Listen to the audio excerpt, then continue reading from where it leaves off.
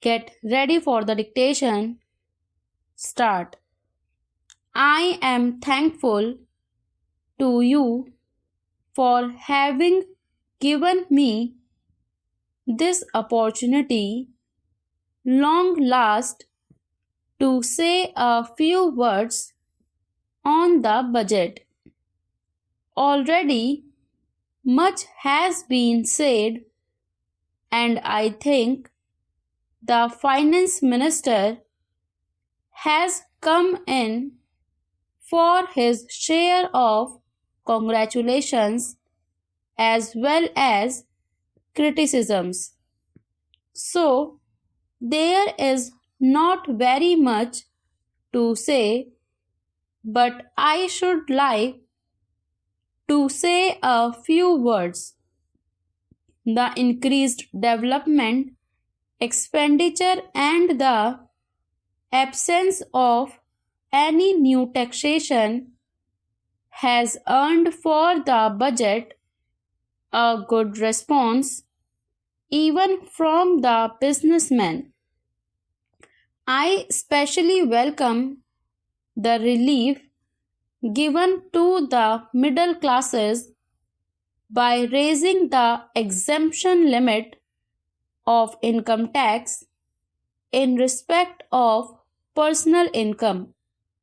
No doubt, this is some relief to the middle classes, but I would request the finance minister, if he could, to raise this exemption limit from rupees 4,000 to rupees 6,000, as that would give substantial relief to the middle classes.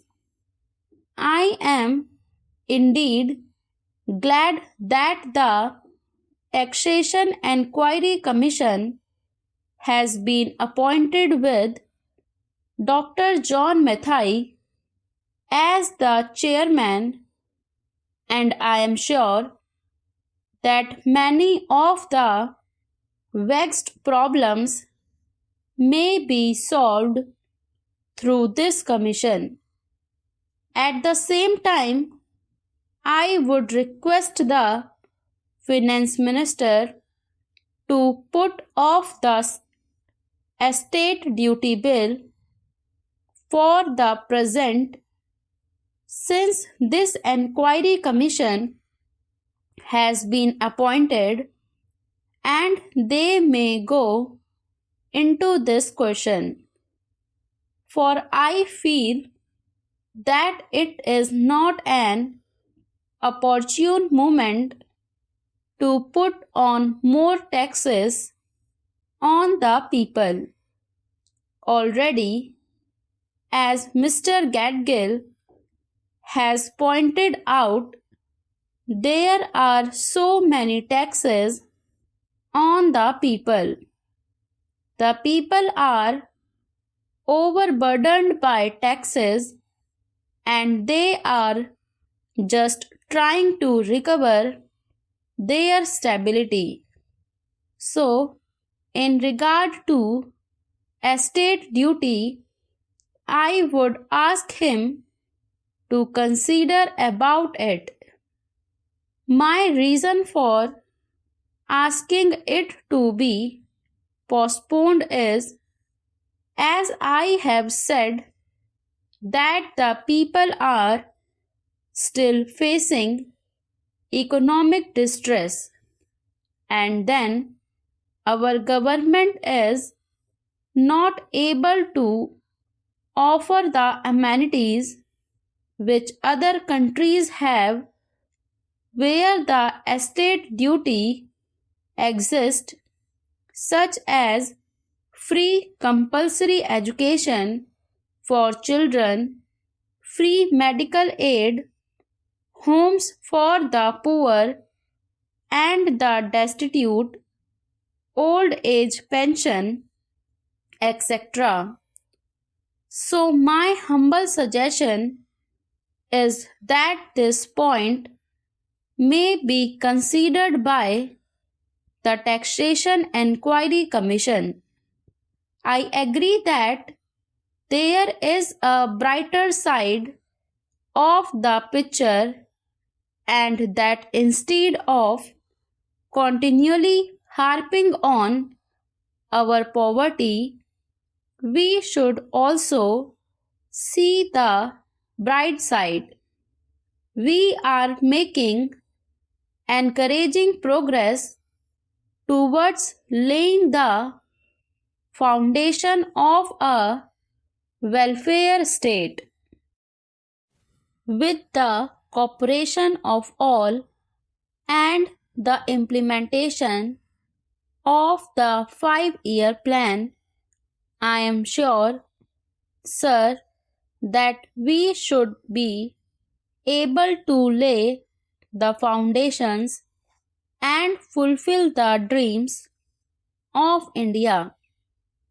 It is indeed encouraging to know from the finance minister that there is a tendency of lowering food prices all over the world, and in that case the prices in our country too would be lowered.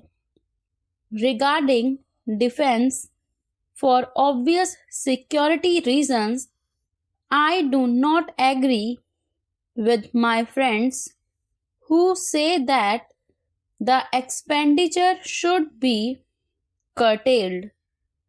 It is not advisable to take any undue risk and slacken the defense arrangements.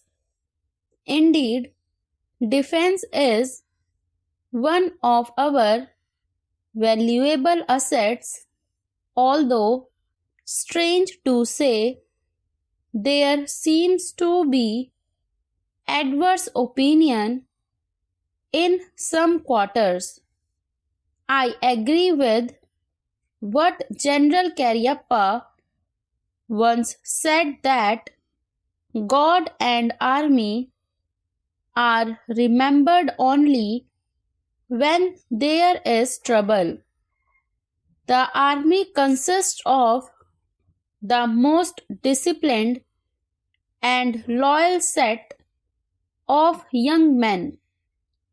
It would not be proper to effect economy in the pay of these brave officers, as it would not be an incentive for the right type of young men to join the army, and it would become ineffective and inefficient.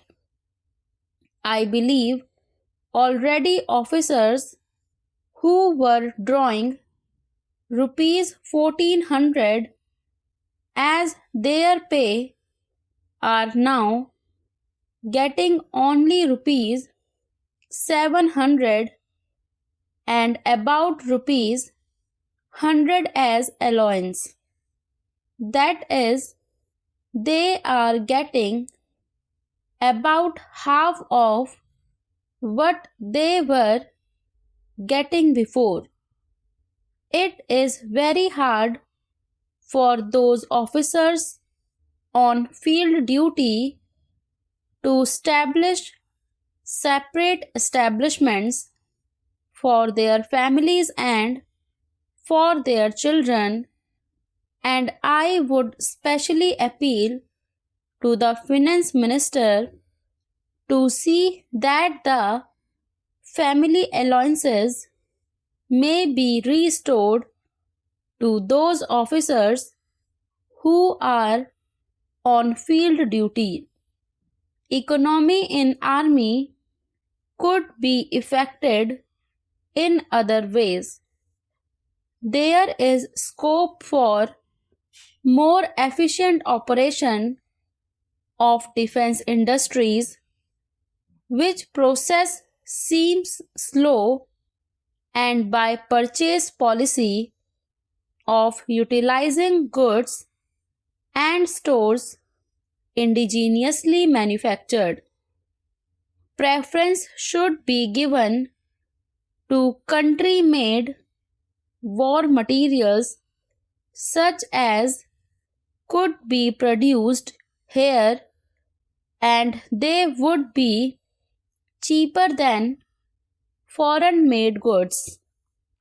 I may also suggest that the armed forces who are not on field service or under any operational commitments could be utilized for giving military training to the youths in schools and colleges, which would teach discipline and loyalty.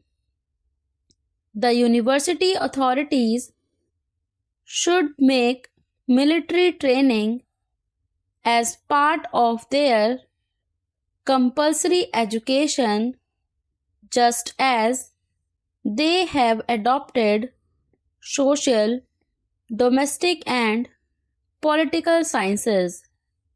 The National Cadet Corps is already inculcating military training in some universities such as Bombay and Calcutta. But if military training is made compulsory for our university students, it will go a long way.